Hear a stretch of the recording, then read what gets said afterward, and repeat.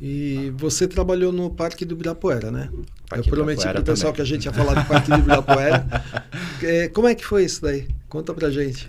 Olha, eu falo que eu sou inquieto, né? Já viu? Eu já falei de Mato Grosso, Santa Eu tô Catarina, vendo. São Paulo, Tomiotaki, Ibirapuera. Tudo tem um eixo comum, que é a arquitetura, ainda bem, Sim, né? sim. Alguém conecta aí. Essa minha terapeuta estaria sentada aqui do meu lado. Mas o que eu vejo, por ter trabalhado também num centro cultural, trabalhando com arte, essa questão da arquitetura, eu sempre vi essa arquitetura como algo que é mais sobre pessoas do que o ambiente. O ambiente, ele reflete essas pessoas. E para mim foi muito interessante, porque quando eu fui trabalhar no Ibirapuera, eu tinha um convite também para trabalhar no Teatro Municipal numa época de restauro, que foi através de um contato dentro do Tomiotaki. Do restauro que teve. Que daí dentro do Tomi, uma das pessoas ali assumiu a direção do municipal na época. Você e estava no perguntou se eu poderia Tomiotaki junto. nessa Tava no época? Instituto Tomiotaki. No Instituto Tomiotaki. Aí saindo dali, que era a Bia na época, ela falou assim, você não quer vir com a gente? De repente a gente trabalha e tal. Só que nessa mesma época surgiu uma possibilidade do parque. E para mim foi interessante porque a dinâmica do parque, ela é muito grande, né? Muito dinâmica, né? Tem outra palavra. A dinâmica é bem gigantesco, né? Imagina o tamanho A gente tem naquela época, dados da época, eu tô falando de 10 anos atrás, talvez, ou um pouco mais até, talvez uns 15 anos atrás. Era um parque que, com dados, aí são dados validados na época, que às vezes num domingo chegava a mais de 100 mil pessoas frequentando no mesmo dia. Caramba. No mês, mais de 100 1 mil milhão pessoas. frequentadores no mês. Dentro daquele cenário. Porque a gente não tinha Paulista aberta, a gente não tinha outros parques. Não, mas agora que quando era muito vai... concentrado. Mas a população também aumenta numa dimensão. Não, e agora sempre talvez aumenta, até tenha dias que tem mais, porque às vezes tem encontro de influencers lá. Então, Aí- continuamos nessa métrica. Pois é. provavelmente. Porque vamos combinar que é bem instagramável. Instagramável. É, e Não, o porque eu já parque- levei minha filha em um, então eu sei, Legal. fica lotado, a gente não conseguia parar o carro, não conseguia nada, lotadíssimo. Não, e era um pacote que eu lembro que o diretor do parque era um cargo de confiança, não era concursado, então era uma dinâmica quase que um setor privado, de uma empresa, só que dentro de um espaço público, né? Que era vinculado à Secretaria do Verde e Meio Ambiente na época, então os eventos que tinham no parque, dentro da OCA ou no parque como um todo, ainda vinha para a Secretaria do Verde. Depois foi feito um acordo que os eventos acabaram indo para a Secretaria de Cultura, algumas coisas. Mas era muito interessante porque a demanda que existia no parque era uma demanda muito imediata, porque às vezes você tinha um recurso que vinha através de algum evento, que rapidamente a gente tinha que transformar em projeto e implantar o projeto até para que aquilo não fosse para um fundo específico e esse valor acabaria sendo usado em qualquer outro lugar que não dentro do próprio parque. Então, eu lembro que na época teve a exposição do Pequeno Príncipe lá na OCA, que gerou um recurso, e aí a gente tinha uma demanda de restaurar ou até refazer os playgrounds, os parquinhos das crianças. Então, com esse recurso, a gente desenvolveu um projeto novo, que refez todos os playgrounds do Parque Ibirapuera com o recurso da exposição do Pequeno Príncipe. Então, algumas coisas aconteciam dentro de uma dinâmica muito rápida, justamente porque existia essa parceria público-privada. Então, a partir do recurso, da injeção de dinheiro do segmento privado, que a gente conseguia reverter e trazer melhorias, benfeitorias para o próprio parque.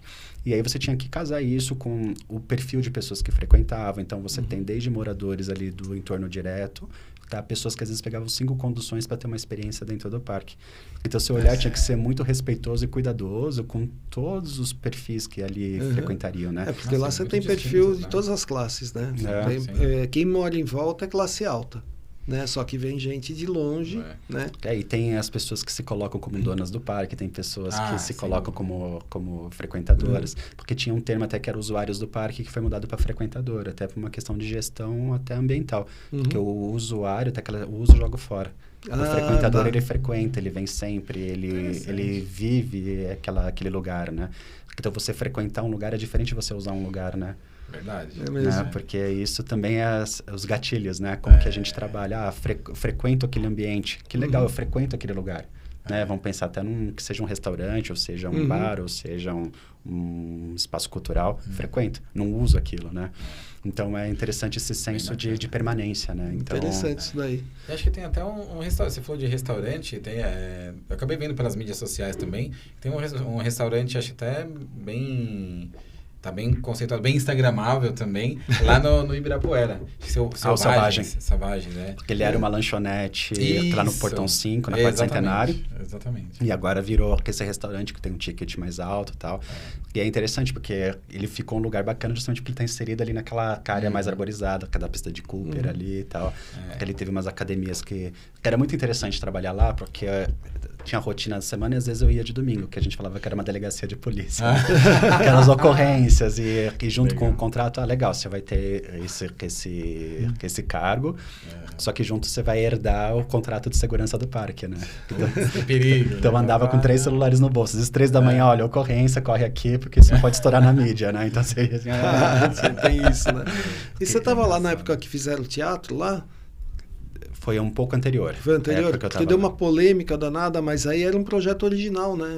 Era a questão de... Porque tinha uma demanda do Ministério Público, a questão de permeabilidade do solo, que estava até num movimento que isso já estava lá quando começou a quebrar algumas ruas, algumas coisas, trocar por gramado ou paver, alguma coisa, porque tinha uma exigência de aumentar as áreas permeáveis do shopping, é ótimo, porque hoje está quase um shopping. Críticas à parte. Mas até essa contrapartida, até pela construção do auditório, de você aumentar essa permeabilidade da área do parque, né? Ah, tá. Porque eu lembro, porque, na verdade, assim, ele, sei lá, arquitetonicamente, ele não tem muito a ver com o parque.